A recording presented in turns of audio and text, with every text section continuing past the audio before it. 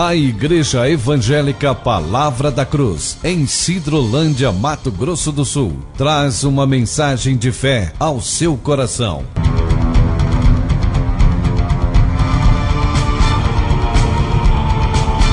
E conhecereis a verdade, e a verdade vos libertará.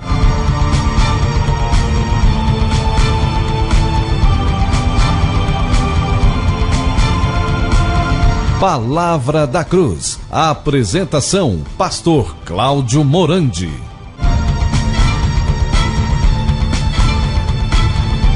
Hoje nós vamos tratar desse assunto aqui bastante oportuno para os nossos dias, sobre o casamento. A cruz no casamento o torna feliz. Torna um casamento solidificado, um casamento eficiente, um casamento eficaz. Um casamento que passou pela cruz é um casamento inteiramente sustentado pela pessoa de Cristo Jesus. A ideia do casamento foi do Pai, do nosso Deus. Então não foi nossa. Então Ele é quem edifica o casamento. Então nós vamos ler aqui, em 1 Coríntios, vamos ler dois textos. 1 Coríntios 1, verso 17, a Bíblia diz assim: Porque não me enviou Cristo para batizar, mas para pregar o Evangelho, não com sabedoria de palavra, para que se não anule a cruz de Cristo. Agora vamos abrir em Cantares de Salomão, capítulo 4. Eu vou fazer a leitura do versículo 7 até o versículo 10. Cântico, ou Cantares de Salomão, capítulo 4. Vamos ler do 7 até o verso 10. A Bíblia diz assim: Tu és toda formosa, querida minha, e em ti não há defeito. Vem comigo do Líbano, noiva minha, vem comigo do Líbano. Olha do cimo do Amana, do cimo do Senir e do Hermon, dos covis dos leões, dos montes dos leopardos. Arrebataste-me o coração, minha irmã, noiva minha, arrebataste-me o coração com um só dos teus olhares, com uma só pérola do teu colar. Que belo é o teu amor, ó irmã minha, noiva minha! Quanto melhor é o teu amor do que o vinho, e o aroma dos teus ungüentos do que toda sorte de especiarias. Vamos ter uma palavra de oração, pedindo que o Espírito Santo nos dirige nesta meditação, nesta reflexão bíblica. Vamos orar. Nosso Pai, a nossa alegria é muito grande, ela é transbordante, porque é o Senhor quem tem aberto a Tua palavra para nós. E se o Senhor, Pai, não comunicar essa verdade aos nossos corações, nós ficaremos no escuro com relação à Tua palavra. Por isso, meu Pai, nós sabemos que um dos ataques que Satanás tem feito nesses últimos dias é para tentar destruir a família. É fazer com que realmente os irmãos sejam envergonhados. Pai Santo, mas que os seus olhos sejam abertos nessa oportunidade, para que eles possam perceber quem Tu és. Aquilo que Tu já realizou na cruz, em benefício de toda a humanidade, de todos os casamentos. Pai, nós sabemos que é o Teu Filho Jesus quem sustenta todas as coisas. Consequentemente, Ele também sustenta o nosso casamento. Pai, nós estamos diante da grandeza da Tua palavra. Foi o Senhor quem teve a ideia do casamento. E nós estamos aqui diante do Senhor, nesta oportunidade, pedindo o Teu socorro para que então Tu tragas o entendimento espiritual, restaurando casamentos, restaurando vidas, nos levando a conhecer verdadeiramente por revelação a obra consumada da cruz no Calvário, para que quando Cristo vem habitar em nós, todos nós sabemos, Pai, que Ele nos satisfaz plenamente. Ele é aquele que satisfaz a alma sequiosa. Ele é aquele que satisfaz as nossas necessidades mais intrínsecas e profundas da nossa alma. Pai, nos leva, nos conduz a uma relação mais especial, profunda com Teu Filho Jesus.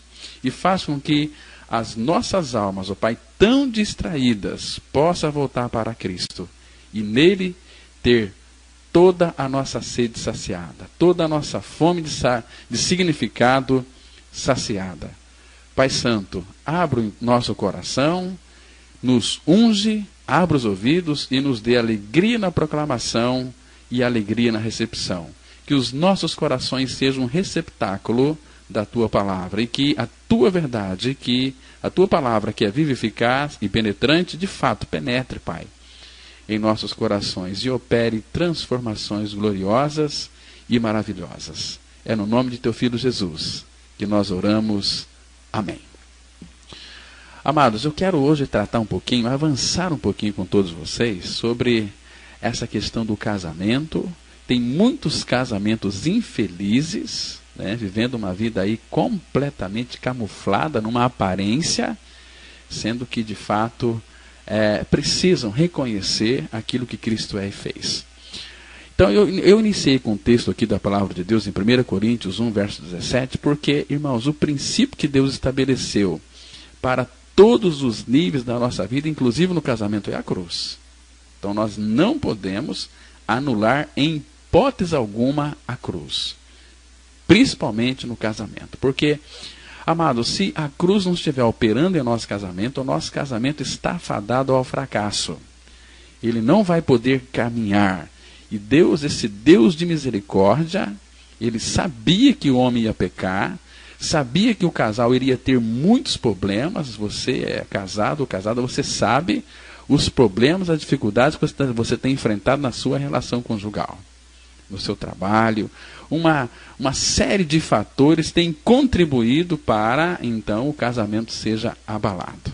Então é necessário que nós tenhamos os olhos abertos para vermos que a cruz, ela tem que ser o cerne, o centro ali do casamento. Logicamente que a cruz, ela vai eliminar tudo aquilo que tem ou que serve de impedimento para que o casamento seja um casamento progressivo, um casamento alegre, um casamento que vai encontrar toda a sua satisfação plena na pessoa de Cristo. Então é necessário veementemente que o casal, antes de tudo, passe pela cruz. Porque o que tem impedido as pessoas de ter um casamento feliz é uma coisa chamada ego, o egocentrismo. As pessoas normalmente elas casam, isto a gente ouve de muitos noivos, de muitos jovens, né? Eu vou casar para ser feliz. Não, esta é um posicionamento, é uma ideia extremamente errada. Nós nunca podemos ter essa ideia de entrar no casamento ou de nos casarmos para sermos felizes. Não é isso a ideia. Não é isso que Deus tem planejado. Quando você casa para ser feliz, você está demonstrando que é uma pessoa egoísta. Porque se você casar para fazer o seu cônjuge feliz, o seu casamento vai ser um casamento feliz, alegre, celebrante, festivo. A sua família vai ser linda e abençoada pelo Senhor. Né? Porque o foco, o objeto do nosso amor é o cônjuge. E o que nos uniu foi o amor. Não é verdade? Então, por isso que é necessário que a cruz, em primeiro lugar, venha fazer parte do casamento. Ou seja, ela tem que cortar, extirpar tudo aquilo que de fato é do homem. Paulo diz lá em Gálatas 2:20, já estou crucificado com Cristo e vivo não mais eu, mas é Cristo quem vive em mim. Então isso é maravilhoso. Amados, se nós de fato não tivermos uma real experiência, não apenas um conhecimento da mensagem da cruz. Porque ter conhecimento da mensagem da cruz e não a experiência, isso vai trazer para a sua vida somente divisão, ressentimentos, dúvidas, né, desânimo, desacordos, uma série de coisas. Você lê 1 Coríntios, você vai entender o que eu estou dizendo para você. Então, tem muitas pessoas com a mentalidade carnal que não conseguem viver uma vida de fato tratada pela cruz, vai viver com uma mente inchada, vivendo o seu próprio idealismo. E eu penso assim, eu penso dessa maneira, foi assim que eu aprendi, e Gabriela. E vai morrer a si mesmo. Mas a cruz, ela vai tirar, vai extirpar tudo aquilo que de fato está relacionado ao egocentrismo. Né? A cruz, ela tem que fazer parte do casamento. A cruz não pode ser anulada no casamento. Olha, amados, nós estamos vendo em nossos dias que 50% das pessoas que estão aí sorrindo, né, elas vão para o altar sorrindo no casamento, elas passam a vida inteira chorando por causa do casamento. Será que eu casei com a pessoa certa? Eu parece que casei com o marido errado. A minha esposa, será que é a mulher de Deus para mim? É sim, amado. É que ambos precisam de passar pela cruz. Porque o seu casamento não precisa ser assim uma luta, uma guerra, vivendo como se fosse dois adversários em casa. Por quê? Porque Deus, o Pai, o idealizador do casamento, ele tem princípios claros dentro da sua palavra para conduzir você à verdadeira felicidade e alegria no casamento. Se você observar no livro de Cantares, no capítulo 4, a partir do verso 7, onde nós fizemos a leitura aqui, você vai verificar que Salomão, ele começa a traçar ali algumas diretrizes e balizas para um casamento feliz. E ele ali nos oferece alguns desses princípios para que então, pela cruz, o nosso casamento seja um casamento feliz, seja um casamento alegre, seja um casamento que de fato as pessoas vão olhar e vão dizer o seguinte: aquele casal, Cristo habita e reina na vida deles. Eu gostaria de ser como eles, né? Então é bom quando o mundo, eles olham para o casamento e vejam Cristo no casamento. Que agradável é isso, que saudável é isso, meus amados. Então eu quero compartilhar com você nesta manhã esses princípios, porque na verdade nós não podemos ser plenamente felizes se o nosso casamento fracassa e naufraga. E tem muitos casamentos que estão por um fio, né? O marido não suporta mais a esposa não suporta mais o marido, o cachorrinho está ocupando o lugar do marido e vice-versa.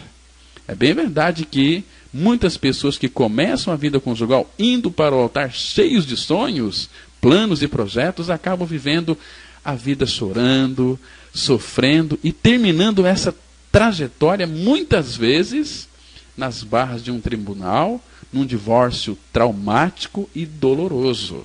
Eu tenho atendido tantos casais, tantos homens quantas mulheres que estão sofrendo pela separação.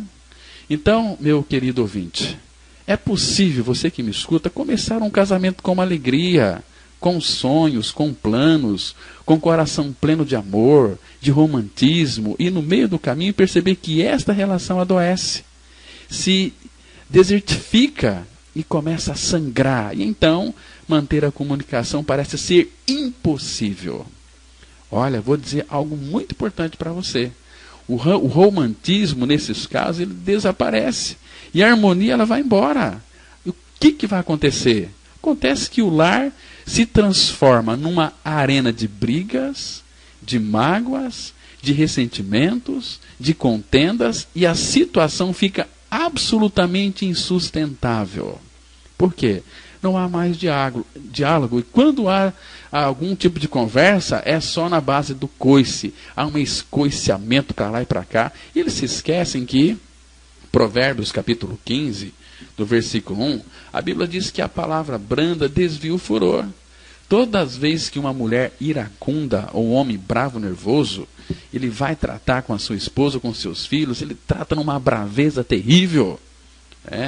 Mas por que lá fora no mundo, lá no seu trabalho, trata todos com paciência, e aquelas pessoas que você muitas vezes trata com paciência, elas não te amam? Agora a tua esposa te ama, o teu marido te ama, teus filhos te amam. Por isso que lá, aquelas pessoas do seu lar é a tua família, são pessoas que você deveria tratar com carinho, com amor, com dedicação, com doação. E você os trata como se fosse um bando de animais. Não é assim na maioria dos casamentos, queridos? Por isso que a cruz, ela é fundamental estar operando no nosso dia a dia. Paulo diz assim, lá em 2 Coríntios, capítulo 4, versículo 10, levando sempre por toda parte o morrer de Jesus em nosso corpo, para que a vida de Jesus se manifeste em nosso corpo mortal.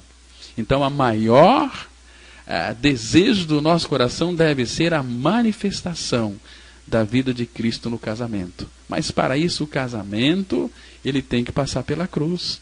O homem e a mulher têm que ter seus olhos abertos para que então eles venham a crer que lá naquela cruz o fim de uma vida egoísta acabou, terminou.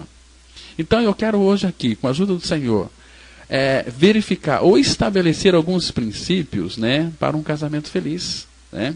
Então vamos ver esses princípios aqui lá no livro de Cantares de Salomão, no capítulo 4, onde nós fizemos a leitura inicialmente. Aqui, meus amados, o primeiro princípio é o princípio do elogio. Aqui no capítulo 4, no versículo 7, Salomão diz assim: Tu és toda formosa, querida minha, e em ti não há defeito. Lógico que a sulamita é uma figura da igreja.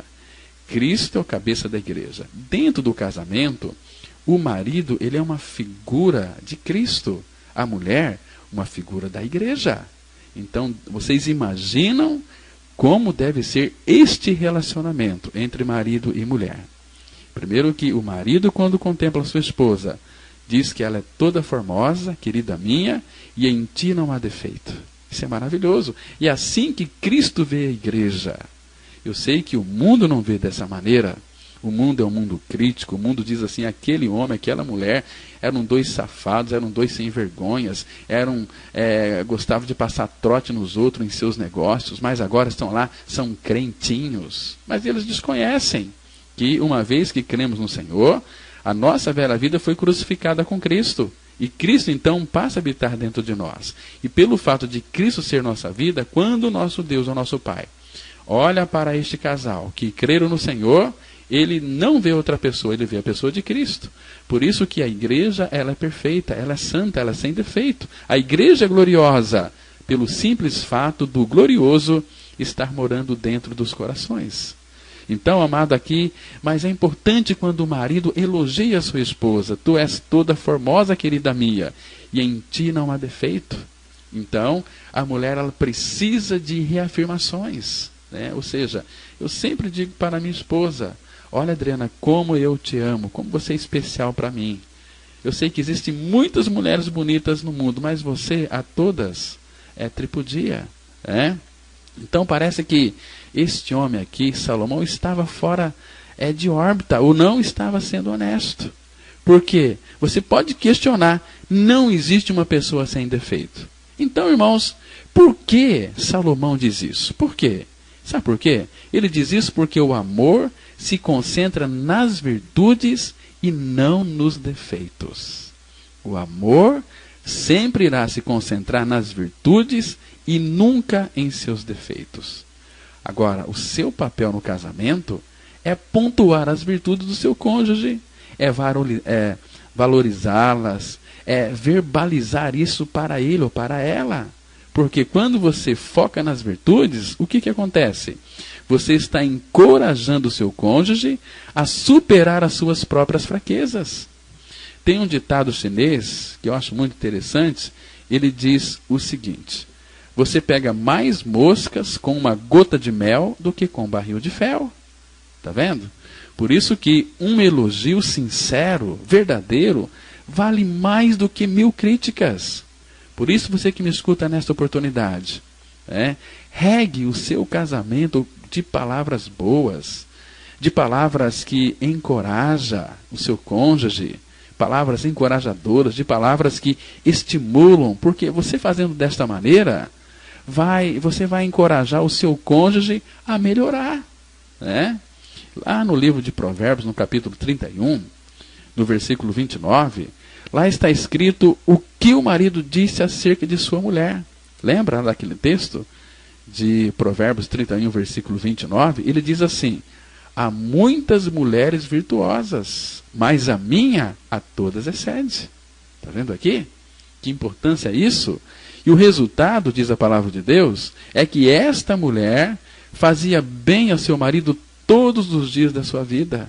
Então, você que me escuta, seja pródigo no elogio e você será o principal beneficiado deste investimento. A retribuição virá de maneira que você vai ficar surpreendido.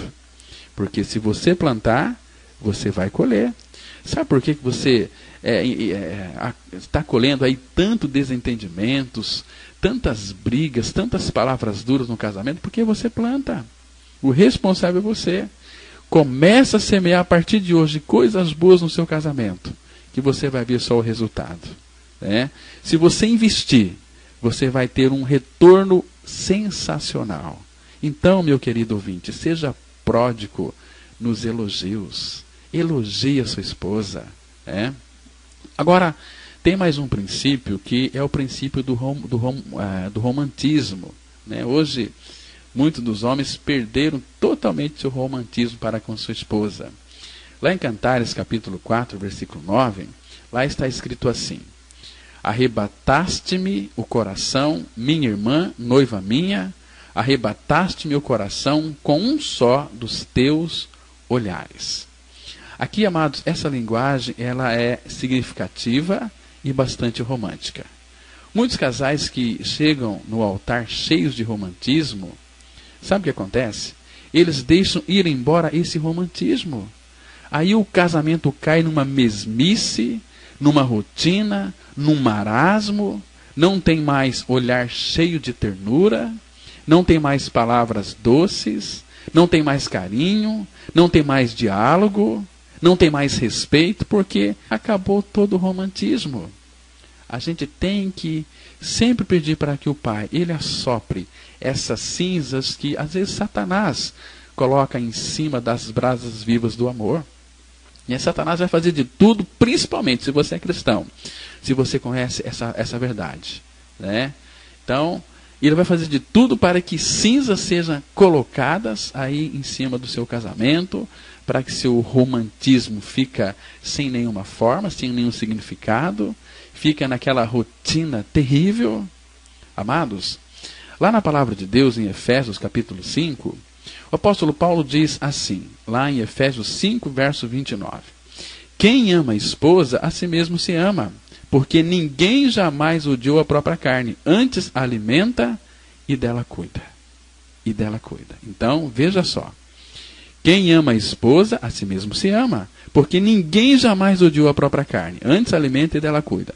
Então, esta palavra cuidar, que está aqui em Efésios, que nós acabamos de ler, capítulo 5, verso 29, ela vai aparecer mais uma outra vez no Novo Testamento, lá em 1 Tessalonicenses, capítulo 2, versículo 7. A palavra nesse texto aqui é acariciar. Está entendendo? Então, o marido, ele precisa acariciar a esposa. Precisa dar carinho para a esposa. Precisa tocar na esposa. Precisa ser sensível com a sua mulher. O marido precisa ser carinhoso com a sua mulher, porque mantendo assim o romantismo, esse casamento vai ser sempre revitalizado, remoçado, e vai encontrar um novo oxigênio para respirar ar puro de alegria, de prazer, de contentamento e, acima de tudo, de amor. É necessário, irmãos. Então, esses princípios são fundamentais para que a nossa vida conjugal ela possa ter um progresso. Nunca nos esquecemos da base, que é a cruz. Nós temos que, como diz o apóstolo Paulo, dia após dia eu morro. Morro para quê? Morro para mim mesmo, morro para os meus prazeres, para o meu ego, para as minhas vontades. Então, quando a cruz opera profundamente em nosso interior, dissipando tudo aquilo que faz parte do nosso egocentrismo, você vai se esquecer de você. Aí você vai começar a viver para o seu cônjuge. Cristo, Ele deu a sua vida por mim e por você. Não é assim? A palavra fala, tem um texto que todos nós gostamos, e apreciamos bastante, lá no Evangelho de João, capítulo 3, verso 16, está escrito assim: porque Deus amou o mundo de tal maneira que deu o seu Filho unigênito, para que todo aquele que nele crê não pereça, mas tenha vida eterna. Então essa palavra aqui é uma palavra maravilhosa. Nós percebemos que nós somos amados pelo Pai, que Deus amou o mundo de uma tal grandeza, que deu o seu Filho Jesus Cristo, para que todo aquele que nele crê não pereça, mas tenha vida eterna. Isso aqui é gostoso de ouvir, isso faz bem para o nosso coração. Agora, se você for para 1 João, capítulo 3, versículo 16, você vai encontrar uma palavra muito incisiva que diz assim, 1 João 3, verso 16: nisto conhecemos o amor, que Cristo deu a sua vida por nós, e devemos dar a nossa vida pelos irmãos. Deus amou o mundo de tal maneira que deu o seu Filho. que aqui está dizendo que Cristo deu a sua vida por nós, é um fato, e que devemos dar nossa vida pelos irmãos, né? E o irmão mais próximo, quem é? É seu marido e a sua esposa. Então você, marido, tem que se doar para a sua esposa, porque a vida é uma doação, e você, esposa, tem que se doar para o seu marido, porque a vida é uma doação. Cristianismo é um se doando ao outro, é se doando sem se doer. Porque tem muitos casais doídos, né, azedos, né, rancorosos, ressentidos. Por isso que a cruz ela tem que fazer parte, né, da vida relacional do casal. Senão o casamento não vai funcionar. É você negando a si mesmo todos os dias. Quando você nega a si mesmo, você vai viver para outra pessoa, para o seu cônjuge. Você vai amar a sua esposa, porque o seu maior problema já foi resolvido lá na cruz em Cristo. Lá você morreu, lá você foi crucificado. E hoje Cristo é a sua vida. E o amor de Deus está em Cristo Jesus. Para que Deus colocou o amor dele na sua vida? Para você se auto-amar? Não. É para você amar o seu próximo. E quem é o seu próximo? Mais próximo de você? É a sua esposa, é seu marido, são seus filhos, depois os irmãos da igreja. Entende o que eu estou dizendo? Agora nós queremos amar os irmãos da igreja e no nosso lar está totalmente desalinhado, está totalmente sofrendo um desastre. Tem muitos casamentos que estão sofrendo um tsunami dos mais terríveis. Mas chega no domingo, eles vestem uma máscara muito bonita, muito linda, e vão para a igreja. Graça e paz, irmãos. Como é que você está? Tudo bem? Está tudo bem, graças a Deus. E de fato não está tudo bem.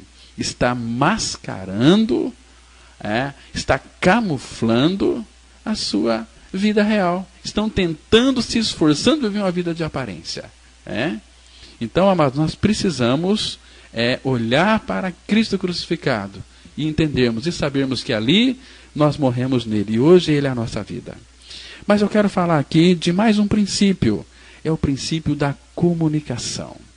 Lá em Cantares capítulo 4, versículo 11, o marido diz assim, Cantares, Salomão 4, verso 11, diz assim, os teus lábios, noiva minha, destilam mel. Olha que coisa linda aqui, irmãos. Aqui é que os teus lábios destilam, sai mel dos teus lábios. Aqui fala de comunicação. Então esse aqui é o princípio da comunicação saudável. Deixe-me dizer para você que na Bíblia está registrado o seguinte, lá em Provérbios, capítulo 18, versículo 21. Lá a Bíblia diz assim, a morte e a vida estão no poder da língua. O que bem a utiliza, come do seu fruto. Guarde bem esse versículo aqui, Provérbios 18, verso 21. A morte e a vida estão no poder da língua. O que bem a utiliza, come do seu fruto. Está vendo aqui, irmãos, a importância de termos uma comunicação saudável? Talvez você pode dar vida ou você pode matar o seu casamento, dependendo aí da maneira como você se comunica com o seu cônjuge. E olha, irmãos, não tem casamento saudável se a comunicação não for positiva, não for boa, não for harmoniosa e não for uma comunicação respeitosa. Porque quando se perde o respeito, perde tudo. Por isso que ninguém consegue viver uma vida saudável se não passar pela cruz. A cruz elimina totalmente, completamente o nosso egocentrismo e faz com que Cristo comece a reinar no casamento. Aí o casamento vai ser saudável, vai ser um casamento vitorioso. Olha, meus irmãos, quantos casais há que se agridem, que machucam um ao outro, que ferem um ao outro, cuja língua não é medicina, mas a espada que fere, que machuca, que sangra e que mata. Que mata. Por isso que nós precisamos manter no casamento uma linguagem bonita, saudável, cheia de ternura, uma linguagem cheia de sinceridade, cheia de amor, cheia de respeito pelo outro, porque desta maneira, meus amados, a nossa língua vai destilar mel, doçura, e vai trazer então uma comunicação edificante. Como é bom quando o marido e a esposa têm diálogos saudáveis, que quando o marido fala, a esposa tem prazer em ouvi-lo, porque ele fala com sabedoria, ele fala com autoridade, não fazendo da esposa um capacho, mas as suas palavras destilam um favo de mel. E quando a esposa também fala, é uma doçura no seu falar, um falar gostoso, um falar agradável. Hoje, quando muitas mulheres falam, algum tempo atrás eu atendi um rapaz que estava com muito problema no seu casamento. Ele disse para mim o seguinte: olha, pastor Cláudio, eu pensei que tivesse casado com uma pombinha, mas depois de 1 ano e meio eu descobri que eu casei com uma arara. A minha esposa é uma arara, ela grita demais, ela berra, percebe? Ela quer me fazer com que eu faça as coisas nos gritos. Ela chega em casa já gritando comigo. Eu não sei o que eu faço da minha vida. Então, irmãos, se a cruz de fato não eliminar, o nosso falar aí grotesco, o nosso falar rude, o nosso falar iracundo, as pessoas hoje dentro do casamento elas falam com raiva, falam assim, destilando uma espada venenosa, um dardo que vem lá do mais profundo subsolo dos infernos. Temos que falar para palavras saudáveis. Lá naquela cruz, o Senhor Jesus Cristo, quando morreu, Ele crucificou também a nossa língua maldita, o nosso falar completamente distorcido. Nós temos, irmãos, aprender a viver uma relação conjugal em pleno contentamento e com uma comunicação saudável. Lá em Tiago, capítulo 1, versículo 19, está escrito assim, Tiago 1, verso 19. Sabei estas coisas, meus amados irmãos. Todo homem, pois, seja pronto para ouvir, tardio para falar, tardio para se irar. Eu quero, nesta oportunidade, encorajar você, que está me ouvindo, a agendar um tempo especial com seu marido, com sua mulher, com seus filhos, porque você precisa valorizar a sua família e dar prioridade à sua família, porque o teu marido te ama, a tua esposa te ama, teus filhos estão dependendo de vocês, estão aprendendo com vocês, e o que os teus filhos estão vendo em você, pai, em você, mãe, em você que tem vivido uma vida casada, que tem frequentado a igreja constantemente, mas que talvez nunca experimentou verdadeiramente a morte do seu velho homem. Porque enquanto você não crê que morreu na cruz, a sua vida vai ser uma vida camuflada, uma vida insatisfeita. Por isso que tem tantos maridos aí que às vezes ficam nos bares, até 8, 9 e meia da noite, sai do trabalho às 5, ficam nos bares até às 9 horas. Um dia eu fui conversar com uma pessoa. Por que você chega em casa assim tão tarde? Sabe por quê? Porque quando eu chego em casa eu encontro uma jararaca, uma cobra cascavel, uma mulher iracunda, nervosa, brava, irritada, fica me xingando, fica me maltratando. Então eu não tenho mais prazer em chegar em casa esses horários. Mas quando o marido, ele tem uma esposa que de fato escuta, ouve, uma esposa que quando ela fala, ela destila assim nos seus lábios uma doçura, destila um mel, o marido tem prazer em voltar para casa. Irmãos, eu e você, nós vivemos a tensão do urgente e do importante. Tudo parece ser urgente no nosso dia, não é assim? O telefone toca, é urgente. Assistir o jornal é urgente. Ir para o seu lazer é urgente. Assistir o futebol é urgente. Tudo é urgente e às vezes o urgente está tomando o lugar do importante. O importante é cultivar uma comunicação saudável. Olha, meus irmãos, há vezes em que os filhos chegam da escola e dizem assim: papai, mamãe, pode me ajudar aqui com o dever de casa? E você diz o seguinte: olha, eu não tenho tempo agora, filho. Eu não tenho tempo agora, minha filha. Se vira por aí, ligue para a sua professora. Olha, tem pais, eu falo com muita tristeza no meu coração, que agem desta maneira com os filhos. Daí, a 10 minutos, o telefone toca e você corre para ele, para atendê-lo, e gasta meia hora conversando ao telefone. E desta maneira, sabe o que acontece? Os seus filhos descobrem que não podem contar com você, que não tem com você o mesmo crédito que tem um amigo, que tem o trabalho, que tem o lazer, que tem a televisão, que tem as outras coisas, não é assim? Então você marido, você esposa, você precisa dar prioridade à sua família, ao seu marido, à sua mulher, aos seus filhos e desenvolver uma comunicação saudável. A Bíblia diz assim: não saia da vossa boca nenhuma palavra torpe, senão aquela única que for boa para edificação. Não é assim? E Jesus falou lá em Mateus que toda palavra frívola que vocês disserem, vocês vão dar conta dela no dia do juízo. Não é assim? Então, irmãos, você vai colher em sua casa o que você plantar. Porque você reflete quem você é. E você se produz dentro de sua casa. Se plantar amor, você vai colher amor. Se semear amizade, você vai colher amizade. Né? Se plantar bom humor, você tem bom humor de retorno. Mas se você semear um mau humor, palavras ferinas, críticas amargas, pode ter certeza, você vai ter um clima tenso e pesado dentro da sua própria casa. Por isso, irmãos, é necessário que nós rogamos ao Espírito Santo para que ele, então, pela cruz, possa estar eliminando esta má comunicação, né, que nós trouxemos aí na nossa bagagem. Temos que pedir para que o Espírito tire isso de nós e possamos ter em nossos lábios uma comunicação divina, uma comunicação saudável, uma comunicação agradável. Né? E aqui em Cantares, vamos ler mais um princípio aqui, capítulo 4, versículo 12. Ele diz assim, olha que coisa linda, meus irmãos. Jardim fechado és tu, minha irmã, noiva minha, manancial recluso, fonte selada. Olha que o casamento ele só pode ser saudável se tiver fidelidade. Fidelidade.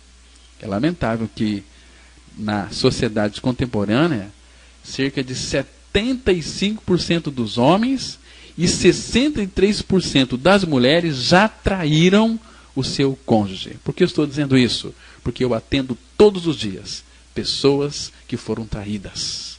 Então esse é um caos, é um colapso. Estou dizendo entre cristãos, que se dizem cristãos. Né?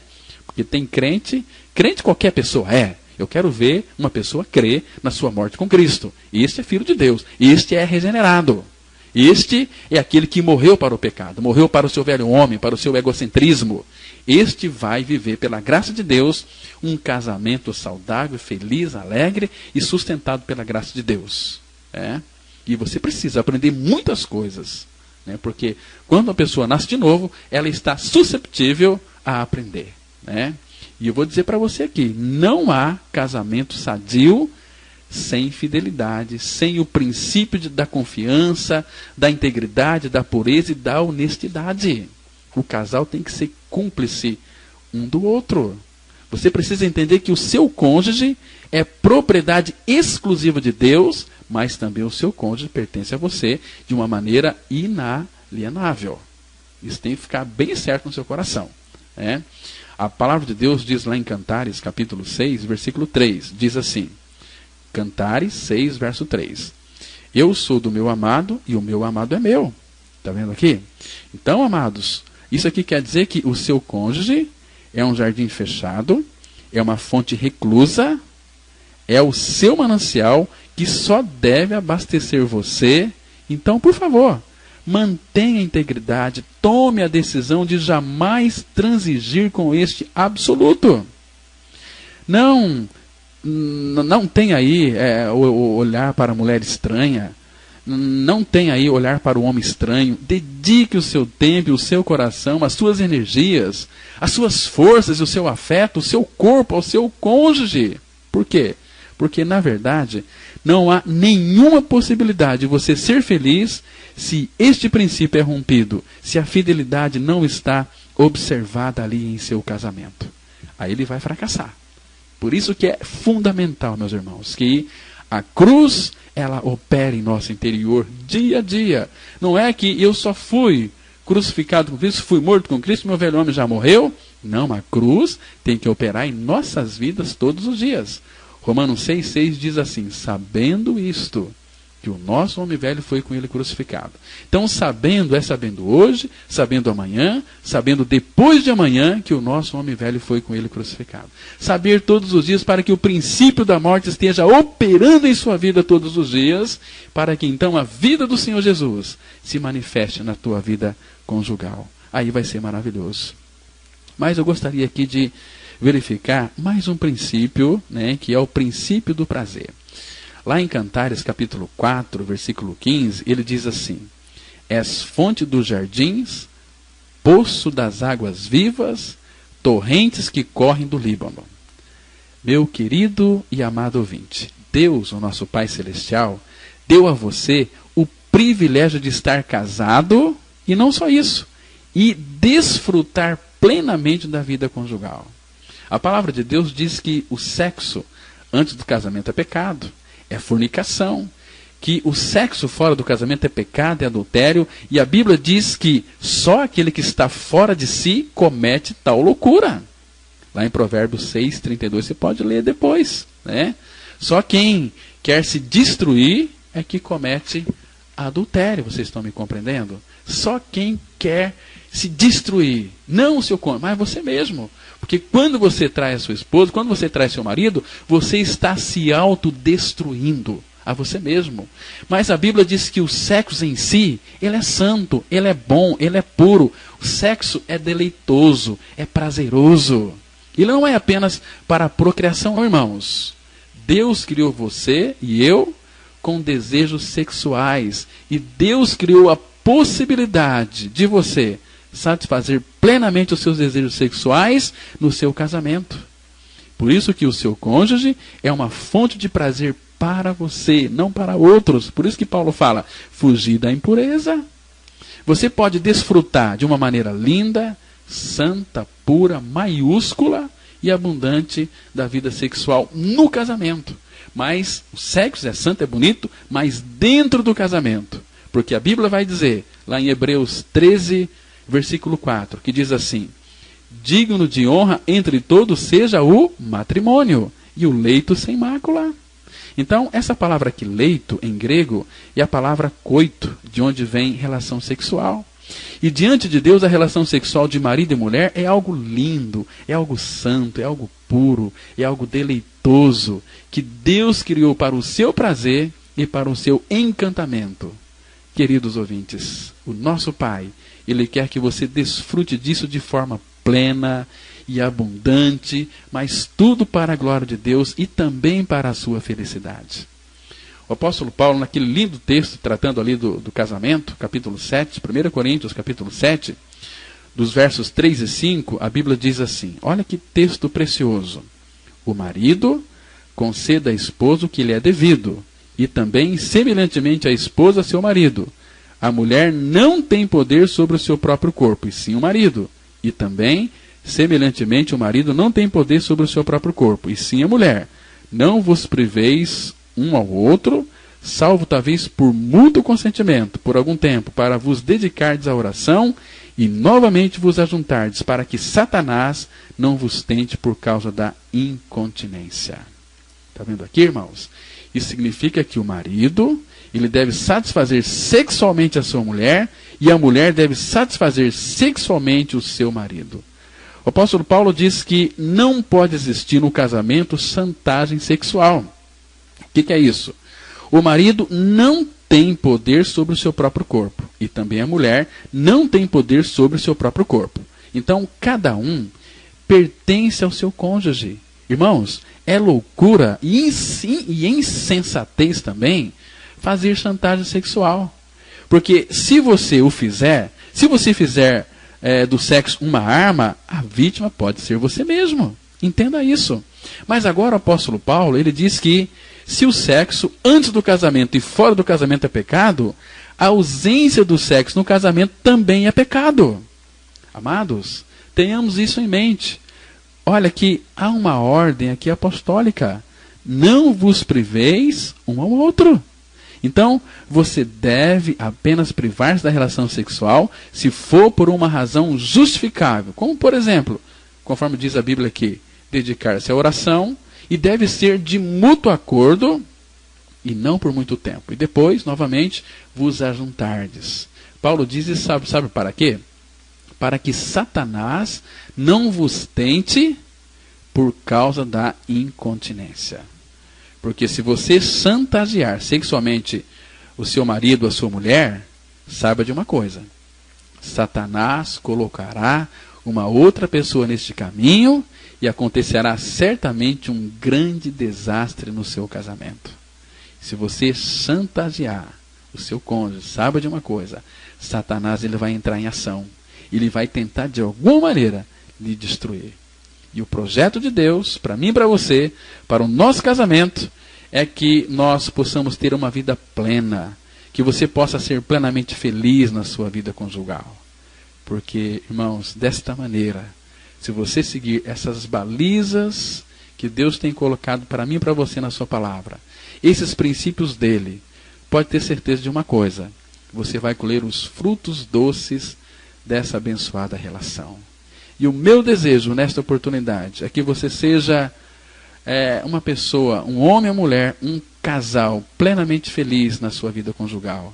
E se você seguir, aquilo que a palavra de Deus está mostrando para você, certamente você vai ter um casamento feliz, um casamento abençoado, um casamento que vai ser um jardim engrinaldo aí de flores, um pomar de plantas frutíferas, e você vai se deliciar com esses frutos doces e sazonados da felicidade.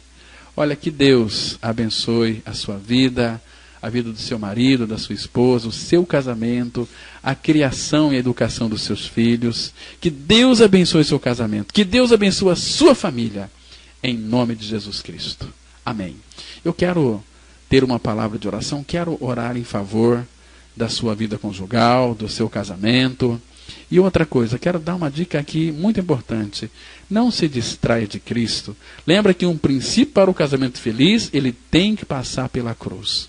Enquanto o casal não se render à verdade da palavra, que diz que lá naquela cruz, o Senhor Jesus Cristo nos atraiu a si, ele nos incluiu no seu corpo, ele nos crucificou, ele nos fez morrer, fomos sepultados com Cristo, e juntamente com Cristo fomos ressuscitados e assentados nos lugares celestiais em Cristo Jesus. Então, irmãos, esta aqui é a base para um casamento feliz. Todo casamento feliz, ele deve passar pela cruz. Sem cruz, vai ser um casamento camuflado, um casamento de aparências, igual muitos e muitos nossos irmãos estão vivendo. Um casamento sem vida, sem alegria, falta aquele vinho. O vinho é o símbolo da alegria. E quem é este bom vinho no casamento? É Jesus. Jesus Cristo, ele transformou a água em vinho. Aquele casamento que era uma água, aquela água é uma figura de muitos casamentos sem vida. A água, ela não tem cheiro, não tem gosto. Então, irmãos, agora quando Jesus Cristo está no casamento, ele transforma aquela água em vinho. Por quê? Porque ele é a videira verdadeira. Dele é que sai este bom vinho, aquele vinho amadurecido, aquele vinho que alegra o coração, aquele vinho que vai trazer alegria para o cônjuge, para que os seus filhos cresçam sarados, para que seus filhos vivam a vida de alegria, vendo o pai e a mãe se comunicando bem, se perdoando, corrigindo os filhos, porque quem ama corrige. Então, doe tempo para a sua esposa, você marido, você esposa, doe tempo para o seu esposo, e doe tempo para os filhos, que são herança do Senhor, que são dádivas que Deus colocou em vossas mãos, para que vocês possam educá-los com o seu exemplo. O seu exemplo fala mais alto do que as suas próprias palavras. E que Deus, pela sua graça, sustente a cada um de vocês, ok? Vamos ter uma palavra de oração. Maravilhoso Pai, muito obrigado, Pai, por esta reflexão que o Senhor trouxe para nós nessa oportunidade. Nós rogamos, ó Pai, as tuas bênçãos sobre cada cônjuge que nos escuta nesta manhã, Pai. Abençoa aqueles casamentos que estão fadados ao fracasso, aqueles casamentos que estão em crises. Ó Pai, faz com que eles possam ver a maravilha da obra da cruz que tu realizaste na pessoa de Cristo. Meu Pai, faz com que a tua maravilhosa graça seja revelada e eles possam viver uma vida de alegria, uma vida de santidade no casamento, porque somente pela obra da cruz e a obra consumada de Cristo que nós vamos viver uma vida conjugal, alegre, feliz, como cidadãos dos céus, meu Pai. Abençoa todos os casamentos, ó Pai. Abençoa essa cidade, todas as famílias. Estamos vivendo épocas difíceis, meu Pai, onde hoje o inimigo, Satanás, tem perseguido os nossos filhos, perseguido as nossas esposas, os nossos maridos. Oh, meu Pai, que o Senhor repreenda toda ação de Satanás na vida de teus filhos. E que nós tenhamos olhos abertos para detectarmos e repreendermos toda a obra satânica que tenta destruir a família, que tenta destruir os casamentos. Oh, meu Pai, nos leva para Ti. Oh, meu Pai, faz com que a obra da cruz, do Cristo crucificado, seja realidade espiritual na vida e no coração de todos aqueles que nos ouviram nessa oportunidade. Nós oramos agradecidos, em nome de Teu Filho Jesus. Amém.